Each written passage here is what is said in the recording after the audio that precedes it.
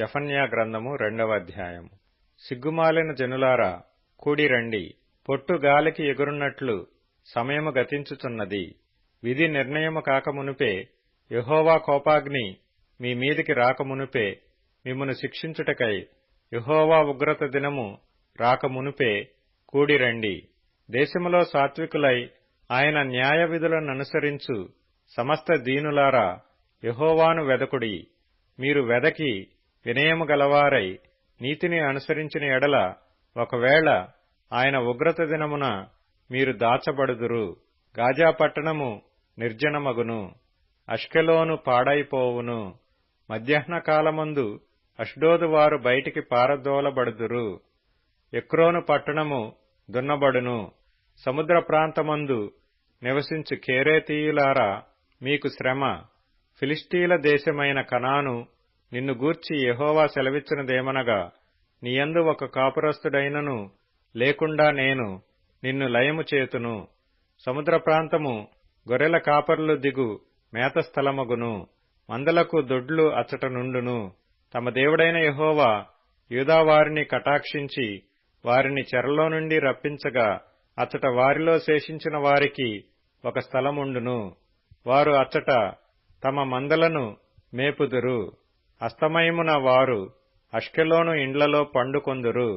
మోయాబు వారు చేసిన నిందయు, అమ్మోను వారు పలికిన దూషణ మాటలును నాకు వినబడెను.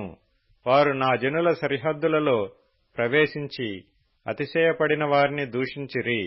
నా జీవము తోడు మోయాబు దేశము సుధమ పట్టణము వలెను, అమ్మోను దేశము గొమొర్రా పట్టణము వలెను అగును.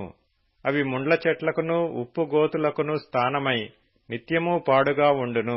నా జనులలో శేషించువారు ఆ దేశములను దోచుకొందురు. నా జనులలో శేషించువారు వాటిని స్వతంత్రించుకొందురు. కాబట్టి ఇశ్రాయేలీల దేవుడైన సైన్యములకు అధిపతియగు యెహోవా వాక్కు ఇదే.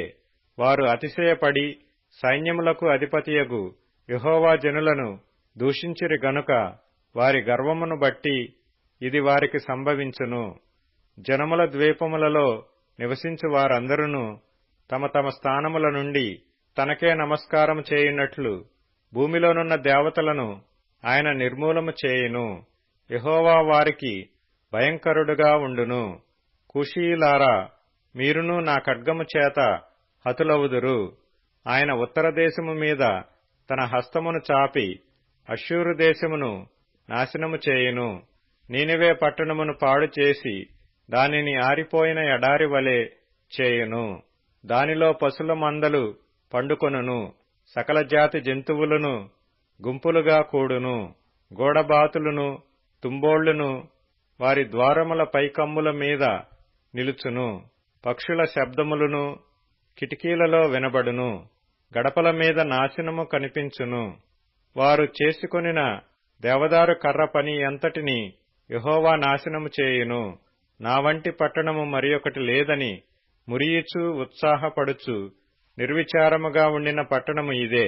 అది పాడైపోయినే, మృగములు పండుకొను స్థలమాయనే అని దాని మార్గమున పోవు వారందరూ చెప్పుకొనుచు ఈసడించుచు పో పొమ్మని చేసైగ చేయుదురు.